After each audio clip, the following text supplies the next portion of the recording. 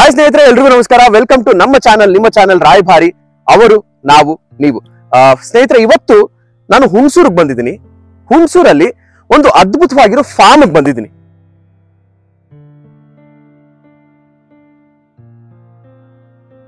ಹೌದು, ಎಲ್ರು ಗಿಡಗಳನ್ನ ಬೆಳೆಸ್ತಾರೆ, ಎಲ್ರು ಫಾರ್ಮ್ ನ ಮಾಡ್ತಾರೆ, ಹೌದು ನಿಜ. ಆದ್ರೆ ಫಾರ್ಮ್ ನ ಮಾಡೋದ್ರಲ್ಲಿ ಒಂದು ವಿಶೇಷತೆ ಇರಬೇಕು ಅಂತ ನಾನು ಎಕ್ಸ್ಪೆಕ್ಟ್ ಮಾಡ್ತಾ ಅಥವಾ ನಾನು ಹುಡುಕಾಟದಲ್ಲಿ ಇರ್ಬೇಕಾದ್ರೆ ಒಂದು ಇಷ್ಟಪಡುವಂಥದ್ದು.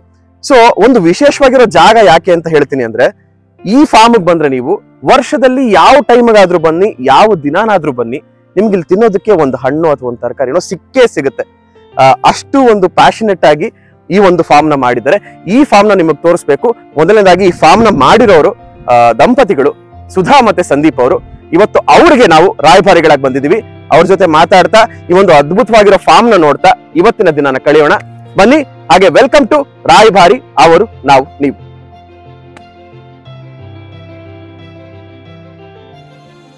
ಸರ್ ನಮಸ್ಕಾರ. ನಮಸ್ಕಾರ. ಮೇಡಮ್ ನಮಸ್ತೆ. ನಮಸ್ತೆ. ಸೊ ವೀಕ್ಷಕರೇ, ಇವತ್ತು ನಾವು ಸಂದೀಪ್ ಮತ್ತೆ ಸುಧಾ ಅವರ ಫಾರ್ಮ್ಗೆ ಬಂದಿದ್ದೀವಿ. ಶಿಶಿರ್ ಅವಾಗಲೇ ಹೇಳ್ದಂಗೆ ಆಲ್ರೆಡಿ ನಾವು ಇಲ್ಲಿ ಬಂದು ಇವರು ಹಣ್ಣು ಕೊಟ್ಟಾಯ್ತು, ನಾವು ತಿಂದಿದ್ದಾಯ್ತು, ಎಲ್ಲವನ್ನು ಮಾಡಿದ್ದಾಯ್ತು. ಸೊ ಬಟ್ ಆದರೆ ನಿಮಗೆ ನಾನು ಇವರ ಯೂಟ್ಯೂಬ್ ಚಾನಲ್ಲು ನೋಡ್ತಾನೆ ಇರ್ತೀನಿ. ಸೊ ಇವರಿಂದ ಬಹಳಷ್ಟು ಕಲ್ತಿದ್ದೀನಿ.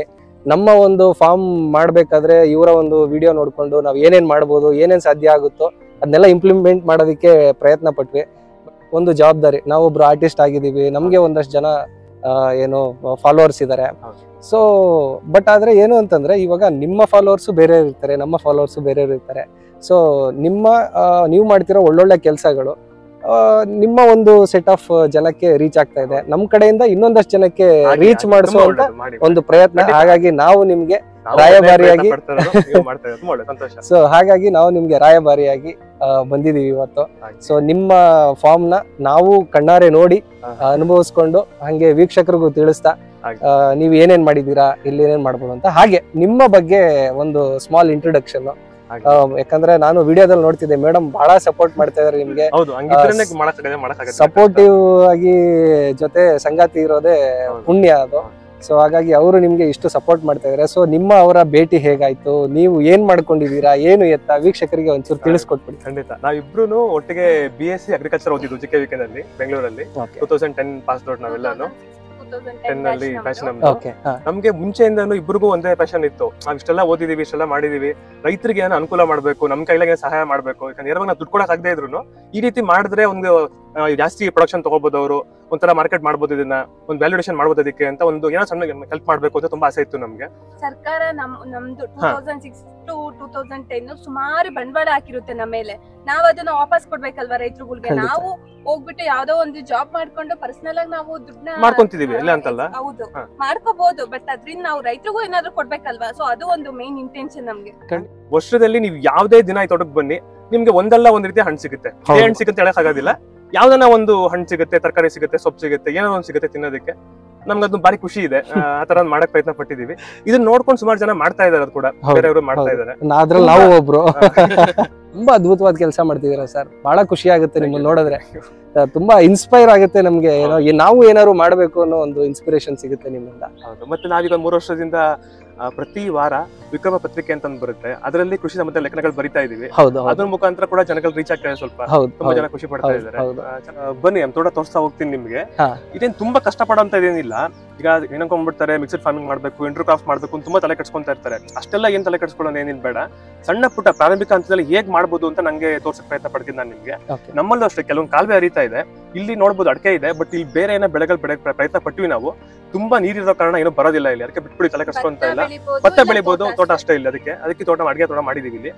ಇದ್ರ ಬಾರ್ಡರ್ ಅಲ್ಲಿ ನಾವು ಸುಮಾರು ತರ ಗಿಡಗಳು ಹಾಕೊಂಡಿದೀವಿ. ಇಲ್ಲಿ ನಿಮ್ಗೆ ಹೇಳಿದ್ನ ಆಗ್ಲೇ ನಾನು ನಮ್ಮ ವರ್ಷದಲ್ಲಿ ಯಾವುದೇ ದಿನ ಬರ್ಲಿ ನಮ್ಗೆ ಹಣ್ಣು ಕೊಡ್ತೀನಿ ಅಂತ ಆ ತರ ಗಿಡಗಳನ್ನ ಹಾಕಿದೀನಿ. ಅದ್ರ ಒಂದೊಂದೇ ಪರಿಚಯ ಮಾಡ್ಕೊಂಡು ಹೋಗ್ತೀನಿ ನಿಮ್ಗೆ. ಬೇರೆಯವರು ಖಂಡಿತವಾಗ್ಲೂ ಈ ತರ ಗಿಡಗಳನ್ನ ಹಾಕೊಬಹುದು, ಬೆಳಿಬಹುದು. ಈಗ ಎಷ್ಟು ಖುಷಿ ಅಲ್ವಾ, ನಮ್ಮ ಮಕ್ಕಳೇ ಬಂದು ನಮ್ಮ ಕಿತ್ಕೊಂಡು ತಿಂದ್ರೆ ಅದನ್ನ ಎಷ್ಟು ಖುಷಿ ಆಗತ್ತೆ ನಮ್ಗೆ. ಮಾರ್ಕೆಟಲ್ಲಿ ತಗೊಂಡ್ಬರೋಕ್ಕಿಂತ ನಾವೇ ನಮ್ ಬೆಳೆದು ಕೈಯಾರ ಬೆಳೆದ್ರೆ. ಬನ್ನಿ ತೋರ್ಸ್ಕೊಂಡು ಹೋಗ್ತೀನಿ ನಿಮ್ಗೆ. ವೀಕ್ಷಕರೇ, ಇನ್ನೊಂದು ಈ ಫಾರ್ಮ್ ನ ವಿಶೇಷ ಏನು ಅಂತಂದ್ರೆ, ಈಗ ಅಳಿವಿನಂಚಿನಲ್ಲಿರುವಂತಹ ಕೆಲವು ಸಸ್ಯಗಳನ್ನ, ಅಂದ್ರೆ ಕೆಲವು ಮರಗಳು ಅಥವಾ ಸಸ್ಯಗಳಾಗ್ಲಿ, ಇವರು ಅದನ್ನ ಇಲ್ಲಿ ಹಾಕೊಂಡು ಬೆಳೆಸ್ತಾ ಇದ್ದಾರೆ. ಸೊ ಎಂತ ಅದ್ಭುತವಾದ ಕೆಲಸ ಅಲ್ವಾ. ಸೊ ಅದನ್ನ ಕೂಡ ನಾವು ಇವತ್ತು ಸಂದೀಪ್ ಅವ್ರ ಜೊತೆಗೆ ಅವ್ರ ಜೊತೆ ಕೂಡಿ ನಾವು ಅದನ್ನ ಫಾರ್ಮ್ ಟೂರ್ ಮಾಡೋಣ. ಬನ್ನಿ ಹೋಗೋಣ.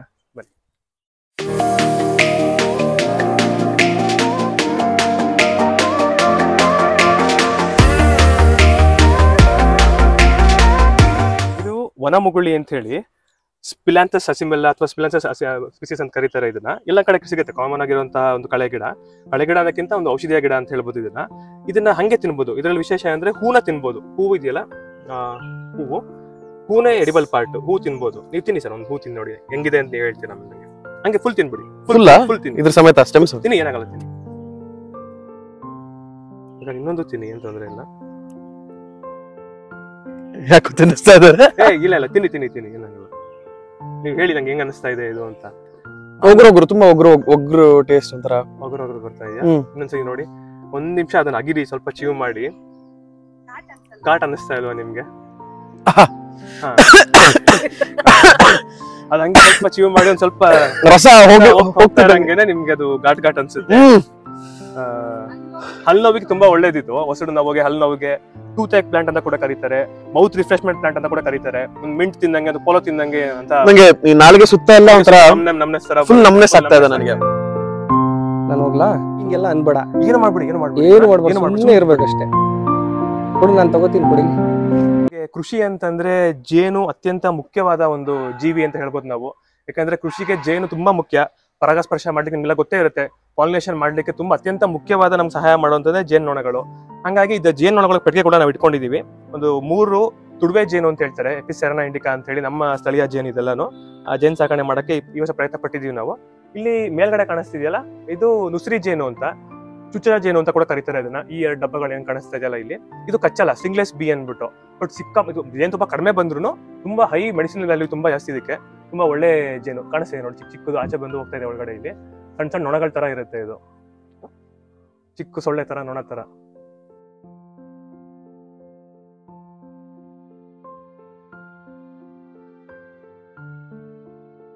ನಮ್ಗೆ ಇದರಲ್ಲಿ ಜೇನು ತುಪ್ಪ ಕೂಡ ಸಿಗುತ್ತೆ. ಆ ನಂತರ ನಮ್ಗೆ ಇದು ಜೇನ್ನೊಣಗಳು ನಮ್ಮ ಆಚೆ ಹೋಗಿ ಪರಾಗಸ್ಪರ್ಶ ಮಾಡೋದ್ರಿಂದ ನಾವು ಬೆಳೆಯುವಂತ ಬೆಳೆಗಳಲ್ಲಿ ಈಲ್ಡ್ ಜಾಸ್ತಿ ಆಗುತ್ತೆ, ನಮ್ಗೆ ಉತ್ಪತ್ತಿ ಜಾಸ್ತಿ ಆಗುತ್ತೆ. ನಮ್ಗೆ ಪ್ರತಿಯೊಬ್ಬರು ಜೇನು ಪೆಟ್ಟಿಗೆ ಸಾಕೊಳ್ಬಹುದು. ಹತ್ತಿರದ ಇಲಾಖೆಗೆ ಹೋಗಿ ಸಂಪರ್ಕ ಮಾಡಿದ್ರೆ ಜೇನು ಪೆಟ್ಟಿಗೆಗಳನ್ನ ಅವರು ಸಬ್ಸಿಡೈಸ್ ರೇಟಲ್ಲಿ ಕೊಡ್ತಾರೆ, ನಮಗೆ ಪರ್ಚೇಸ್ ಮಾಡಿ ತಗೊಂಡ್ ಬಂದು ಇಟ್ಕೊಬಹುದು. ನೀವೇ ಅನ್ಕೊಂಡಂಗೆ ದೊಡ್ಡ ಬಿಲ್ಡಿಂಗ್ ಮೇಲೆ ಅಥವಾ ಆಲ್ ಮರದಲ್ಲಿ ದೊಡ್ಡ ಜೇನು ಕಟ್ಟಿರುತ್ತೆ, ಅಂತದನ್ನ ಸಾಕಾಗೋದಿಲ್ಲ. ಅದನ್ನ ಸಾಕಾಗಲ್ಲ, ರಾಕ್ ಬಿ ಅಂತ ಹೇಳಿ. ಇದನ್ನ ಎಲ್ಲರೂ ಪ್ರತಿಯೊಬ್ರು, ಇವನ್ ನನ್ನ ಸ್ನೇಹಿತರು ಕೆಲವೊಬ್ರು ಬೆಂಗಳೂರಲ್ಲಿ ಸಿಟಿನಲ್ಲಿ ಇದ್ಕೊಂಡೆ ಟೆರಸ್ ಅಲ್ಲಿ ಸಾಕ್ತಾ ಇದಾರೆ. ಇದನ್ನ ಸುಮಾರು ಜನ ಸಾಕ್ತಾ ಇದಾರೆ. ಅದು ಖಂಡಿತ ಮಾಡ್ಬೋದು ಇದನ್ನ. ಸರ್ ಬನ್ನಿ, ನಿಮ್ಮ ತೋಟದಲ್ಲಿರೋ ಗಿಡಗಳನ್ನ ತೋರಿಸ್ತಾ ಹೋಗಿ ಒಂದೊಂದೇ. ಇದೇನಿದು ಅವರಕ್ಕೆ ತರ ಕಾಣಿಸ್ತದೆ? ಇದು ಬಸವನ ಪಾದ ಅಂತ ಹೇಳಿ ಬಹುನಿಯಾ ಸ್ಪೀಸೀಸ್ ಅಂತ ಕರೀತಾರೆ. ಈಗ ಎಲೆ ಉದ್ರ ಕಾಲ ಆಗಿರೋದ್ರಿಂದ ಸ್ವಲ್ಪ ನಿಮ್ಗೆ ಡ್ರೈ ಅನಿಸ್ತಾ ಇದೆ. ಫಸ್ಟ್ ಇಲ್ಲಿ ತಿನ್ನೋದನ್ನ ಬೇಡ, ಸ್ಮೆಲ್ ನೋಡಿ ಇದ್ರದ್ದು. ಥೈರಾಯ್ಡ್ ಗೆಲ್ಲ ತುಂಬಾ ಒಳ್ಳೇದು. ಇದ್ರ ಹೂವನ್ನ ದೇವ್ರಿಗೆ ಪೂಜೆ ಮಾಡ್ತೀವಿ. ಕರಿಬೇವಿನ ಸೊಪ್ಪನ್ನ ಕೂಡ ಬಳಸ್ಬೋದು. ಸೇಮ್ ಕರಿಬೇವಿನ ಸೊಪ್ಪು ತರನೇ ಸ್ಮೆಲ್ ಬರ್ತದೆ. ಸ್ಮೆಲ್ಲು ಅಷ್ಟೇ ಕರಿಬೇವಿನ ತರನೇ ಬರುತ್ತೆ. ಸೀಡ್ಸ್ ಇಂದ ಪ್ರೊಪಗೇಟ್ ಮಾಡಬಹುದು, ಬೀಜದಿಂದ ಗಿಡ ಬರುತ್ತೆ ಇದು. ಬಟ್ ಈ ಬೀಜನ ನಾವು ಅಡಿಗೆಗೆ ಬಳಸ್ಕೊಳಕ್ಕಾಗಲ್ಲ, ಬಳಸಲ್ಲ. ಎಲೆಗಳನ್ನ ಬೇಕಾದ್ರೆ ಬಳಸ್ಬೋದು. ತೀರಾ ಕರಿಬೇವು ಸಿಕ್ಕಿಲ್ಲ ಅಂದಾಗ ಬೇಕಾದ್ರೆ 1-2 ಎಲೆ ಕರಿಬೇವು ತರನ ಆಲ್ಟರ್ನೇಟ್ ಆಗಿ ಬಳಸ್ಬೋದು. ಬೇಕಾದ್ರೆ ಕರಿಬೇವಿಗೆ ಸಬ್ಸ್ಟಿಟ್ಯೂಟ್ ಆಗಿ ಇದನ್ನ ಬೇಕಾದ್ರೆ 1-2 ಎಲೆ ಹಾಕ್ಬೋದು. ಇದು ಕಾಣಿಸ್ತಿದೆಯಲ್ಲ, ಇದು ಮಾಚಿ ಪತ್ರೆ ಅಂತ ಹೇಳ್ತಾರೆ ಇದನ್ನ. ಕೊರೋನಾ ಟೈಮಲ್ಲಿ ಅಂತೂ ಡಾಕ್ಟರ್ ಖಾದರ್ ಅವರು ತುಂಬಾ ಈ ಮಾಚಿ ಪತ್ರೆ ಮತ್ತೆ ಇದು ಪಾರಿಜಾತ ಎಲೆ ಅಂತ ಹೇಳಿ, ಈ ಪಾರಿಜಾತ ಎಲೆ ಪ್ಲಸ್ ಅಮೃತ ಬಳ್ಳಿ ಅಂತ ಸಿಗುತ್ತೆ. ಅಮೃತ ಬಳ್ಳಿ 3 ಹಾಕೊಂಡು ಕಷಾಯ ಮಾಡ್ಕೊಡ್ರೆ ಯಾವ ಕೊರೋನಾ ಬರಲ್ಲ, ಎಂತದ್ದು ಬರಲ್ಲ, ಇಮ್ಯುನಿಟಿ ಜಾಸ್ತಿ ಆಗುತ್ತೆ ಅಂತ ತುಂಬಾ ಸ್ಪೀಚ್ ಹೇಳಿದ್ರು. ನಾವು ಇದನ್ನ ಸುಮಾರು ಜನ ಕೊಟ್ಟಿದೀವಿ, 100 ಜನಕ್ಕೆ ಬಂದವರಿಗೆಲ್ಲ ನಾನು ಇದನ್ನ ಕೊಟ್ಟಿದೀವಿ. ಇದು ಪತ್ರೆನಲ್ಲೂ ಅಂದ್ರೆ ಮಾಲೆ ಮಾಡ್ಬೇಕಾದ್ರೆ ಹೂನಾರ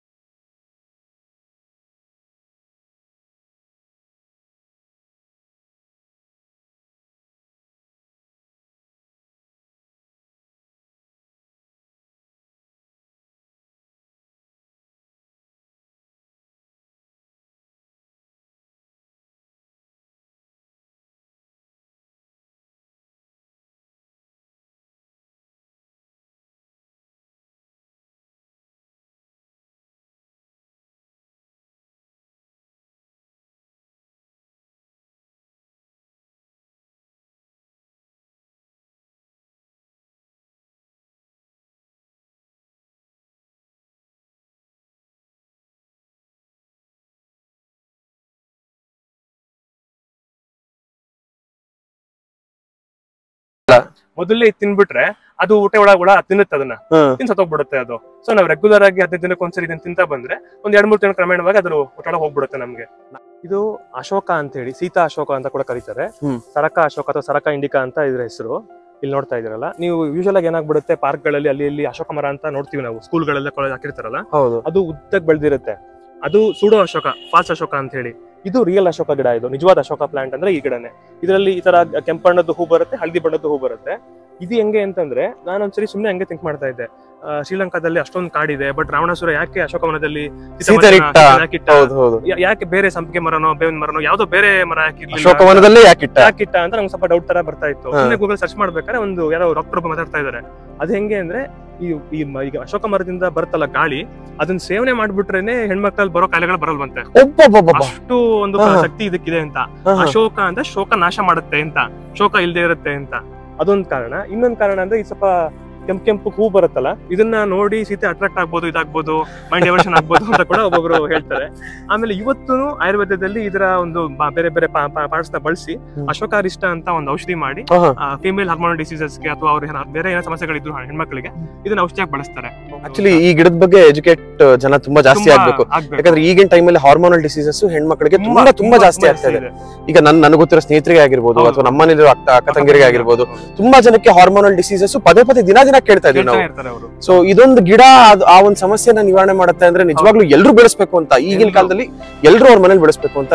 ಬಟ್ ಅನ್ಫಾರ್ಚುನೇಟ್ ಏನಾಗ್ಬಿಟ್ಟಿದೆ ಅಂದ್ರೆ ಇದು ವೆಸ್ಟರ್ನ್ ಘಾಟ್ ಸ್ಪೀಸೀಸ್, ಇದ್ರ ಉಪಯೋಗ ತಿಳ್ಕೊಂಡ್ಬಿಟ್ಟು ತುಂಬಾ ಕಟ್ ಮಾಡಿ ಗಿಡಗಳೇ ಇಲ್ಲ, ತುಂಬಾ ಕಡಿಮೆ ಆಗ್ಬಿಟ್ಟಿದೆ. ಅಂದ್ರೆ ಮೆಡಿಸಿನ್ಸ್ಗೋಸ್ಕರ ಕಟ್ ಮಾಡಿ ತುಂಬಾ ಕಡಿಮೆ ಆಗ್ಬಿಟ್ಟಿದೆ. ಹಂಗಾಗಿ ಮತ್ತೆ ಬೆಳೆಸುವಂತ ಜವಾಬ್ದಾರಿ ನಮ್ಮೆಲ್ಲರ ಮೇಲೂ ಇದೆ, ಬೆಳೆಸಬೇಕಿದ್ನೆಲ್ಲ.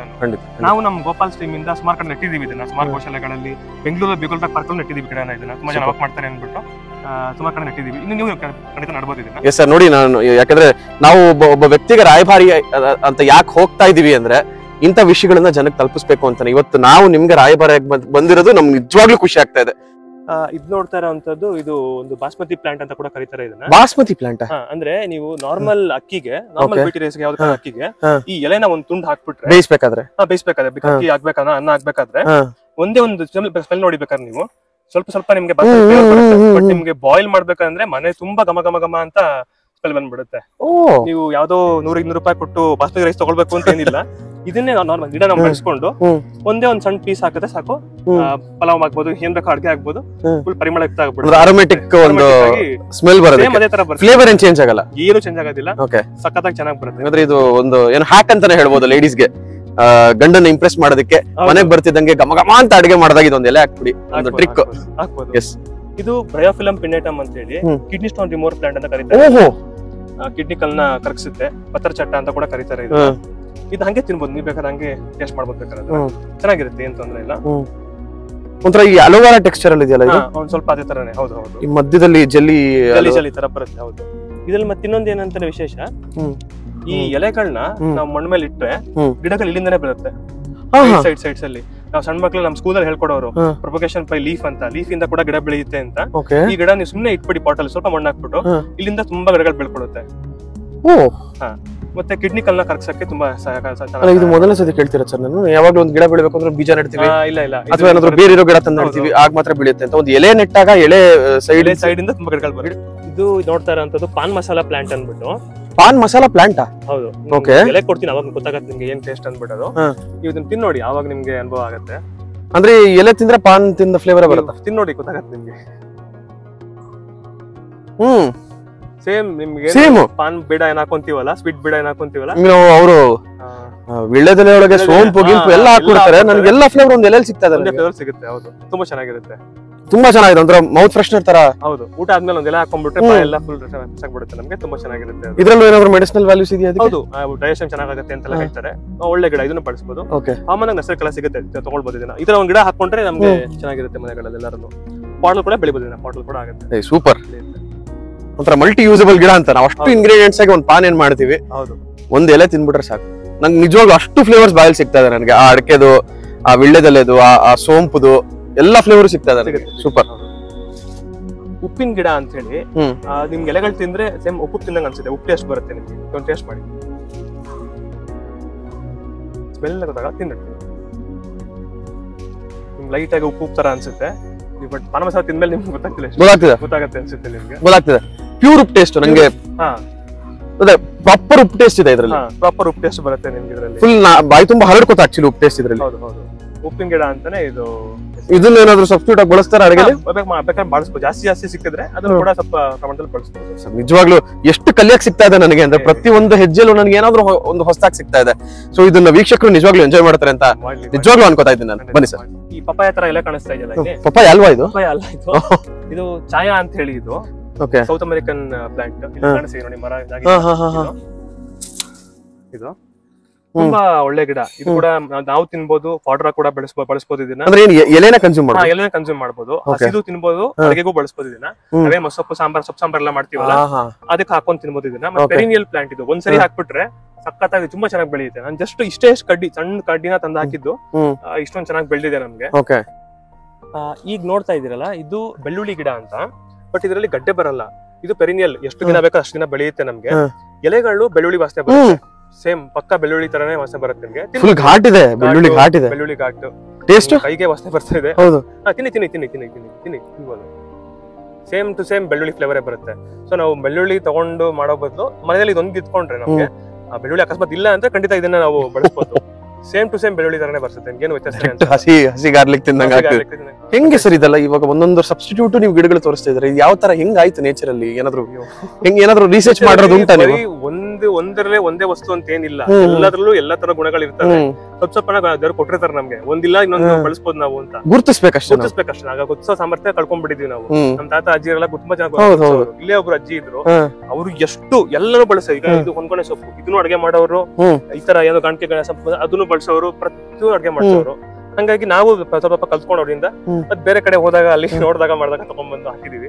ಸುಮಾರು ಬಳಸ್ತಾ ಇದೀವಿ ನಾವು. ನಿಜವಾಗ್ಲೂ ಇದೊಂದು ಪ್ರಕೃತಿ ಅದ್ಭುತ ಅಂತ ಅನ್ಸಲ್ವಾ ನಿಮ್ಗೆ? ಆಗ್ಲೇ ಒಂದು ಪಾನ್ ಮಸಾಲಾ ಗಿಡ ತೋರಿಸಿದ್ರಿ, ಬೆಳ್ಳುಳ್ಳಿ ಗಿಡ, ಇನ್ನೊಂದು ಕರ್ಬೇವ್ ಸಬ್ಸ್ಟಿಟ್ಯೂಟ್ ತೋರಿಸಿದ್ರಿ. ಎಲ್ಲ ನಿಜವಾಗ್ಲೂ ಒಂದು ಪ್ರಕೃತಿಯ ಅದ್ಭುತ. ಇದನ್ನ ಇವತ್ತು ನಾವ್ ಎಕ್ಸ್ಪೀರಿಯನ್ಸ್ ಮಾಡ್ತಿರೋದು ನಮ್ ಪುಣ್ಯ ಅಂತ ಅನಿಸ್ತಾ ಇದೆ. Thank you. ಬನ್ನಿ. ಸುಮಾರು ತರ ಔಷಧಿ ಗಿಡಗಳ ಜೊತೆಗೆ ಹೂವಿನ ಗಿಡಗಳು ತುಂಬಾ ಇದಾವೆ ನಮ್ಮಲ್ಲಿ. ಆ ಸೀಸನ್ ಗೆ ಬರೋಂಗೆ ಹೂವ ಸ್ಫಟಿಕ ಕಾಣಿಸ್ತದೆ, ಬ್ಲೂ ಬ್ಲೂ. ಹೌದು. ಅಲ್ಲಿ ಒಂದು ಹೆಲಿಕೋನಿಯಾ ಅಂತ ನೋಡಿ, ರೆಡ್ ಮತ್ತೆ ಯೆಲ್ಲೋ ಕಲರ್, ಅದೊಂದು ಆರ್ನಮೆಂಟಲ್ ಪ್ಲಾಂಟ್. ಅದ್ರಲ್ಲಿ ಒಂದು ತಗೊಳ್ಳಿ ಬೇಕಾರೆ ಹೂ ತಗೊಳ್ಳಿ. ಅದ್ರಲ್ಲಿ ಒಂದು 2-3 ವೆರೈಟಿ ನಮ್ಮ ಹತ್ರ ಇದೆ. ಇದು ಅರಳುತ್ತಾ? ಇದು ಅಷ್ಟೇ ಅಲ್ವಾ? ಇದು ಅಷ್ಟೇ ಅದು ಅಷ್ಟೇ. ಚೆನ್ನಾಗಿದೆ ಅದು. ಹೌದು, ಅದ್ ನೋಡೋದೇ ಖುಷಿ ಆಗ್ಬಿಡುತ್ತೆ. ನಮ್ಮ ಹತ್ರ ಈ ಸಂಪಿಗೆ ಇರ್ಬೋದು, ಸೇವಂತಿಗೆ ಇರ್ಬೋದು, ಸ್ಫಟಿಕ ಇತ್ತು ನೋಡಿದ್ರೆ ಸ್ಫಟಿಕ. ಇದು ಇದರಲ್ಲಿ 3-4 ಬಣ್ಣಗಳಿದಾವೆ. ಕಾಕಡ ಇದೆ, ಜಾಜಿ ಇದೆ, ಮಲ್ಲಿಗೆದಲ್ಲಿ ಒಂದು 7-8 ಮಲ್ಲಿಗೆ ಇದೆ. ನಮ್ಮ ಮನೆಗೆ ಏನ್ ಬೇಕೋ ದೇವಸ್ಥಾನಕ್ಕೆ ಹೆಂಗ್ ಕೊಡ್ಬೋದು ನಾವು, ನಮ್ಮ ಕೈಲಾಗಿ ಕೊಡ್ತೀವಿ, ಪೂಜೆ ಮಾಡ್ತೀವಿ ನಾವು. Super sir. ಬನ್ನಿ. ಈ ಗಿಡದ ಹೆಸರು ಮಲ್ಟಿ ವಿಟಮಿನ್ ಪ್ಲಾಂಟ್ ಅಂತ ಕೊಟ್ಟಂಗ. ಇದು ನೋಡಿ ಚಕ್ರಮುನಿ ಅಂತ ಹೇಳಿ ಇದ್ರ ಹೆಸರು. ಇದ್ರಲ್ಲಿ ಆಲ್ಮೋಸ್ಟ್ ಎಲ್ಲಾ ತರದ್ದು ವಿಟಮಿನ್ ಸಿಗುತ್ತೆ ನಿಮಗೆ. ಇದನ್ನು ಕೂಡ ಹಂಗೆ ಹಸಿದೇ ತಿನ್ಬೋದು. ನೀವು ಅದನ್ನ ಅಡ್ಗೆಗೂ ಬಳಸಬಹುದು, ತಂಬುಳಿಗೆ ಬಳಸಬಹುದು, ಚಟ್ನಿ ಪಲ್ಯ ಏನ್ ಬೇಕಾದ್ರೆ ಮಾಡ್ಬೋದು. ತುಂಬಾ ತರ ಅಡ್ಗೆ ಮಾಡ್ಬೋದು. ಕಡ್ಡಿ ಹಾಕಿದ್ರೆ ಗಿಡ ಬೆಳೆಯುತ್ತೆ. ಚಕ್ರಮುನಿ ಅಂತ ಇದ್ರ ಹೆಸರು. ಚಕ್ರಮುನಿ ಮಲ್ಟಿ ವಿಟಮಿನ್ ಪ್ಲಾಂಟ್ಸ್. ಎಸ್ ಹೇಳಿ. ನಾವು ಇದಕ್ಕೆ ಸ್ವಲ್ಪ ನಿಮ್ಗೆ ನೀರು ಕಡಿಮೆ ಇದೆ, ಇಲ್ಲಾಂದ್ರೆ ನಿಮ್ನ ಖುಷಿಯಾಗಿರೋದು ಹಿಂಗ್ ಕಿತ್ಕೊಂಡು ಒಳಗಡೆ ನಿಮ್ಗೆ ಸಣ್ಣ ಮಕ್ಳೆಲ್ಲ ಜ್ಯೂಸ್ ಕುಡಿತಾ ಇದ್ವಿ. ಜ್ಯೂಸ್ ನಿಮ್ಗೆ ಟೇಸ್ಟ್ ಇದೆ, ನೋಡಿ ಟೇಸ್ಟ್ ಮಾಡಿ. ಸೈಟಾಗಿ ಸ್ವೀಟಿಸ್ಟ್. ನಮ್ಮ ಮಗಳಿಗೆ ತುಂಬಾ ಇಷ್ಟ ಜ್ಯೂಸ್ ಗಿಡ. ಒಂದು ಲಿಕ್ವಿಡ್ ಆಗಿ ಚೆನ್ನಾಗಿರುತ್ತೆ. ಇಗ್ಜೋರಾ ಅಂತ ಹೇಳಿ ಬಟ್ಲು ಹೂವ. ಇದ್ರಲ್ಲೂ 2-3 ತರದಿದೆ. 1 ಸುತ್ತೊಂದು 7 ಸುತ್ತೊಂದೆಲ್ಲ ಇದೆ. ಅದ್ರ ಕಣ್ಣಿನ ಗಾಡಿಗೆ ಮಾಡಿದ್ವಿ ನಮ್ಮ ಮಗಳಿಗೆ ಅನ್ಬಿಟ್ಟು ಒಂದ್ಸರಿ ನಾವು ಇದ್ರಲ್ಲೇ ಕಾಡಿಗೆನ. ಹೌದು, ಕಣ್ಕಪ್ ಮಾಡಿದ್ವಿ. ಮತ್ತೆ ಇದು ಕಾಕಡ ಇದೆ, ಕನಕಾಂಬ್ರ ಇದೆ. ಇದೆಲ್ಲ ಕನಕಾಂಬ್ರ ನೋಡಿ, ಕಾಕಡ ಇದೆ. ಇಲ್ಲಿಲ್ಲ ನಮ್ಮ ಮನೆಗೆ ಏನಾಗತ್ತೋ ಅಷ್ಟು ನಾವು ಬೆಳೆಸ್ಕೊಳ್ಳೋ ಪ್ರಯತ್ನ ಪಟ್ಟಿದೀವಿ ಹೂಗಳಲ್ಲೂ. ಇದು ಒಂಥರ ಹೂವ. ಈ ಕಡೆ ನೋಡಿ ಇಲ್ಲೊಂದಿದೆ. ಇದೇನ್ ಹೆಸರು ನಂಗೆ ಗೊತ್ತಿಲ್ಲ. ಗುಂಡು ಮಲ್ಲಿಗೆ ಅಥವಾ ಸೂಜಿ ಮಲ್ಲಿಗೆ ಅಂತ ಹೇಳ್ತಾರೆ. ಮಲ್ಲಿಗೆ ಜಾತಿ. ಓಹೋ, ನೋಡಿದ್ರಲ್ಲ ಸ್ನೇಹಿತರೆ, ಒಂದು ಅದ್ಭುತವಾದ ಇನ್ಫಾರ್ಮೇಟಿವ್ ಎಪಿಸೋಡ್ ಇದಾಯ್ತು ಅಂತ ನಾನು ಅನ್ಕೋತೀನಿ. ಮುಂದಿನ ಎಪಿಸೋಡ್ ಇದಕ್ಕಿಂತ ಅದ್ಭುತವಾಗಿರುತ್ತೆ, ಎಕ್ಸೈಟಿಂಗ್ ಆಗಿರುತ್ತೆ. ಯಾಕಂದರೆ ಸಂದೀಪ್ ಅವರು ಅಳವಿನ ಅಂಚಿನಲ್ಲಿರುವಂಥ ಒಂದಷ್ಟು ಮರಗಳನ್ನು ಬೆಳೆಸಿದ್ದಾರೆ. ಅದು ಯಾವುದು ಅಂತ ತಿಳ್ಕೊಳ್ಳೋಣ. ಸೊ ನಮ್ಮ ಕಂಟೆಂಟ್ ಇಷ್ಟ ಆಗಿದ್ರೆ ದಯವಿಟ್ಟು ರಾಯಭಾರಿ ಯೂಟ್ಯೂಬ್ ಚಾನಲ್ನ ಲೈಕ್ ಮಾಡಿ, ಶೇರ್ ಮಾಡಿ, ಸಬ್ಸ್ಕ್ರೈಬ್ ಮಾಡಿ. ರಾಯಭಾರಿ ಅವರು, ನಾವು, ನೀವು. ನಮಸ್ಕಾರ. ಮನೆಗೆ ಏನೇನು ಬೇಕೋ ಅದನ್ನೆಲ್ಲದನ್ನು ನೀವೇ ಬೆಳ್ಕೋತಾ ಇದೀರಾ ಅಂತ I am sure this is that place ಅಂತ. ಹೌದು, ನಮಗೆ ಮನೆ ಮುಂದೆ ಅಥವಾ ಪಾರ್ಕ್ ಅಲ್ಲಿ ಜಾಗ ಇರೋ ಕಡೆ ರೋಡ್ ಸೈಡ್ ಹಾಕಿದ್ರೆ ಇದ್ರ ಗಾಳಿ ಸೇವನೆ ಈ ರೀತಿ ಹೂವಾಗಿರುತ್ತೆ. ಇದನ್ನ ತಿನ್ಬೋದು. ತೆಂಗಿನ ಗೊಬ್ಬು ಅಂತ ಕರೀತಾರೆ ಇದನ್ನ. ಈ ಹಸು ನಮ್ಮ ಸ್ಥಳೀಯವಾದ ಹಸು, ಹಳ್ಳಿಕಾರ ಅಂತ ಹೇಳ್ತೀವಿ ಈ ಪ್ರಭೇದಕ್ಕೆ. ತುಂಬಾ ಒಳ್ಳೆಯ ತಳಿ. ಇದ್ರ ಇದು ಜಾಪಾಳ್ ಸೊಪ್ಪು ಅಂತ ಕರೀತಾರೆ ಅಥವಾ ಬೇದಿ ಸೊಪ್ಪು ಅಂತ ಕರೀತಾರೆ ಇದನ್ನ. ಇದೇನು ಅಂತಂದ್ರೆ ಮನೋರಂಜನಿ ಅಂತ ಇದ್ರ ಹೆಸರೇ ಮನೋರಂಜನಿ. ಮನಸ್ಸಿಗೆ ತುಂಬಾ ಹಿತ ಆಗತ್ತೆ, ಒಳ್ಳೇದಾಗತ್ತೆ, ಉಲ್ಲಾಸ ಆಗತ್ತೆ. ನಮ್ಗೆ ಏನೇ ದುಃಖ ದುಃಖಗಳಿದ್ರೆ ಈ ಗಿಡದ ಹತ್ರ ಬಂದ್ರೆ ಸಾಕು, ನಮ್ಗೆ ಖುಷಿ ಆಗ್ಬಿಡುತ್ತೆ ಅಂತ.